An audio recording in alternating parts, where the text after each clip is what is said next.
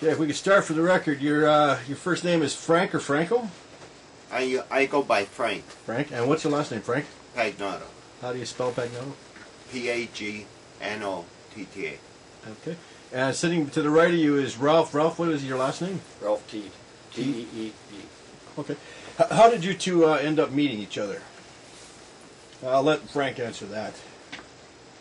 It was going to injured workers meetings and just getting to know each other. And in 93, 94, we got together and got to talk and shared our information about our files, and we became friends from that association. And then eventually we decided that after listening to numerous people complain about their claims, that we were going to try to do something about it. So we were thinking about forming a group, and we started off with about 3 people, and then it grew and it grew and it grew, and so we assigned a name to that group, which was the Provincial Injured Workers Coalition. And so we were going to protest a week before I received the phone call. Tell us about this phone call. Apparently you did something that got the attention of the media? Yes. And that phone call set you off, but that was never publicly stated in the media. What was this phone call about? The phone call was about a woman who, this is hard to talk about, but it was about a woman who was screaming. She phoned and got my number from Ched, because we had done a little talk about injured workers on the radio. And this woman phoned me. It was about 5 o'clock in the afternoon on a Sunday night, and I tell you, she was so hysterical. She phoned me back on Monday and started telling me all about her claim and everything, and then at the same time, as she was telling me how W.C.B. had denied her, she was screaming that her kids were being taken away by social workers because she couldn't afford to raise them. And could you hear the children in the background? And the children were screaming, and it really affected me. And I knew she needed help, but I didn't know how to get help to her. What did that end up making you do?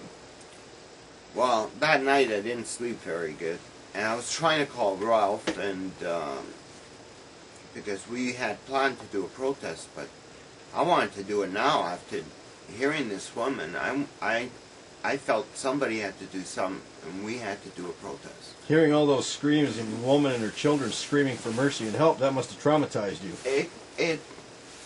It left quite an impression. Definitely. Yeah. So you ended up next day. Emotionally, I was angry. Definitely. And the next day, you went down to W.C.B. Center. So I couldn't get a hold of Ralph, so I decided I have to do something that's going to draw the attention of people, because this shouldn't be happening to this woman.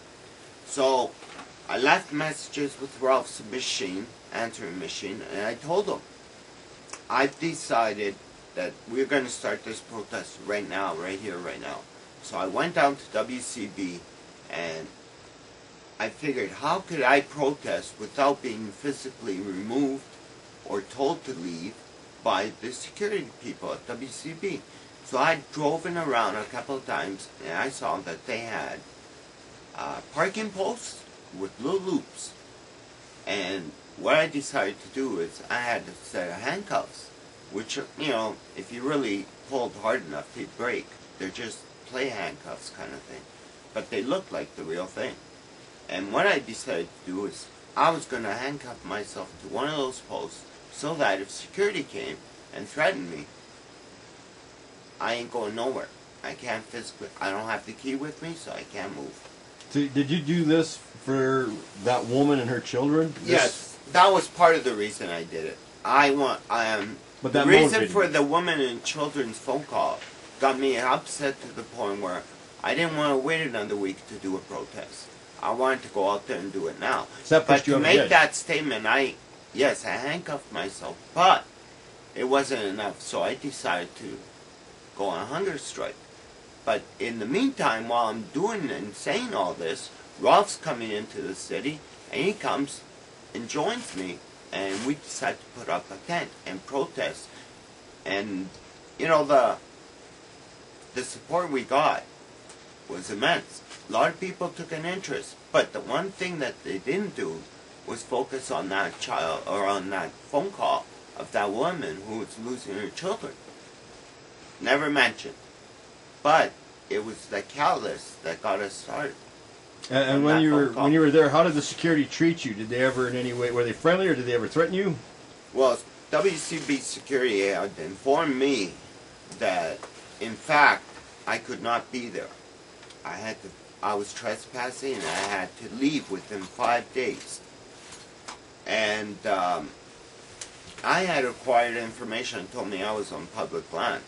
So whenever people came to visit, they'd drive by and come and show support. They would bring signage. And I'm talking, you know, you hammer in the ground and it's a full sign, and they're talking about how angry they were.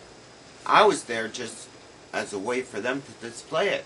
And the security people came and took all the signage down and warned me that they were going to turn on the sprinkler and I had to move. And a lot of times they got physical. In other words, they wanted a confrontation, which then would give them the absolute reason to physically remove me. I wouldn't comply. They asked me to go in the back alley with them. I said no. Why would they want you in the back alley? Well, one guy, I don't recall his name, was fed up having to sit there and watch a video of surveillance of me in front of W.C.B. And he was upset because people were coming and putting more signs up, and he had to come out and take them off. So he was taking out his aggressions on me. So he was looking for basically to fight. Confrontation. He wanted to fight. He wanted to fight. So which that's against the law. That's well, at that that's time, criminal. Ralph had already joined me, and he's the one who talked me out of not going. I was prepared to do it, but Well, you were standing up for a woman and her children. I was trying to stand up for this woman and for injured workers all around, knowing that what's happening to this woman can happen to us any day. I want to make sure that we get this really straight. Here's one man named Frank standing up for a woman and her children whose family is being devastated, being destroyed, being demolished, being torn away from each other. One man is standing up, and while the one man is standing up, the people that are calling themselves police officers, of all things, are the ones taking these children away. The social workers who are supposed to be protecting people are taking these children away, and yet you're fighting against these people who are supposed to be there to protect these interests of children, and yet one man named Frank did it, and the security members wanted to fight you for this. Yes. What a wonderful society we got. Yes, and the truth of the matter is, I didn't feel like I was just one person, because I was representing the voice of many people.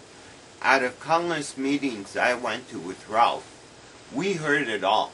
And when this lady phoned me and left this conversation with me, and I was listening to her children being rude, I decided something had to be done now, and the attention to these matters have to come right away. So basically what you did is So what I did was just step